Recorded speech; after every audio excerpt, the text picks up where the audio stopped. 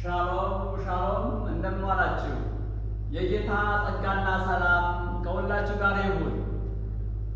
ጌቶች ሆይ እድን ዘንድ ምን ማድረግ ይገባኛል? የሐዋርያት ሥራ ምዕራፍ 16 ቁጥር 30። ክቡራን ተመልካቾቻችን፣ ቅዱሳን በመላው ዓለም ያላችሁ እስከ ሞት ድረስ በወደደን ባፈቀረን በኢየሱስ ክርስቶስ ፍጹም ሰላም ብያችኋለሁ። መልእክቴን ተከታተሉ። ጌቶች ሆይ እድን ዘንድ ምን ማድረግ ይገባኛል? ሐዋርያው ጳውሎስና ሲላስ ደግሞ በጌታ በኢየሱስ ክርስቶስ እመን አንተና ቤተሰቦችህ ትድናላችኋል። አያችሁ፣ ስራ መስራት አለብህ አላለሁ። በጌታ በኢየሱስ ክርስቶስ እመን።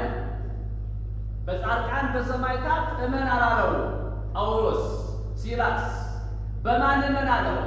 በጌታ በኢየሱስ ክርስቶስ እመን አንተና ቤተሰቦችህ ትድናላችሁ አሉት።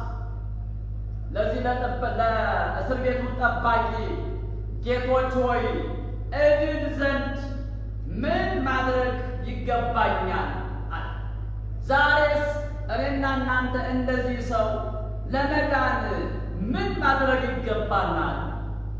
ልናደርገው የሚገባንን ነገር የእግዚአብሔር ቃል እንዲህ ይናገራል። በጌታ በኢየሱስ ክርስቶስ እመን። አየህ፣ ለመዳን መስፈርቱ ዋናው መሰረታዊ አስተምሮ፣ ዋናው መሰረታዊ ትምህርት በጌታ በኢየሱስ ክርስቶስ እመን። እሺ፣ አንተና ቤተሰቦችህ ትድናላችሁ። ስራ መስራት አለብህ አላሉትም። ለመዳን የእግዚአብሔርን ጽድቅ ለመቀበል በጌታ በኢየሱስ ክርስቶስ እመን።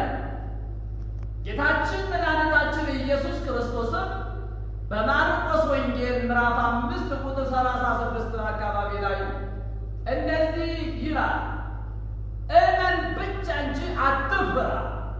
ለምኩራቡ አለቃ ምን በል? እመን ብቻ። ስራ መስራት አይጠበቅባችሁ። ለመጽደቅ ለመዳን አገር ለአገር መንከራተት አይጠበቅባችሁ። ለመዳንና ለመጽደቅ ማንንም ማምለክ አይጠበቅባችሁ። የሚጠበቅባችሁ በጌታ በኢየሱስ ክርስቶስ እመን አንተና ቤተሰቦች ትድናላችሁ። ዛሬ ምን ይነግራችኋል? ይህንን መልእክት የምትሰሙ ሁሉ በሀገር ውስጥ ያላችሁ፣ በሀገር ውጭ ያላችሁ ተመልካቾቻችን፣ ዛሬ ምን የምነግራችሁ ሐዋርያው ጳውሎስ የተናገረውን ነው።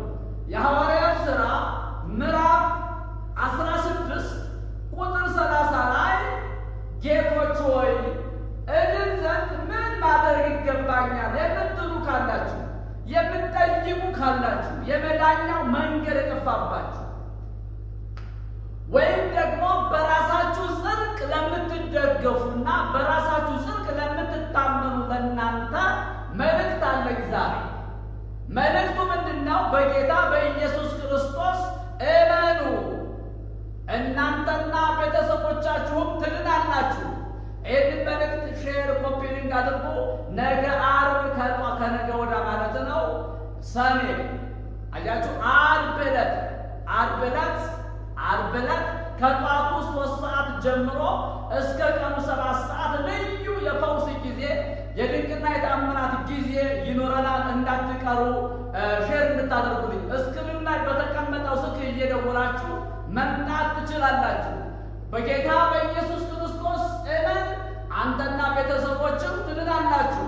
የሐዋርያት ሥራ ምዕራፍ 16 ቁጥር 30 ያስተማረን የመከረን አምላካችን እግዚአብሔር ስሙ የተመሰገነ ይሁን።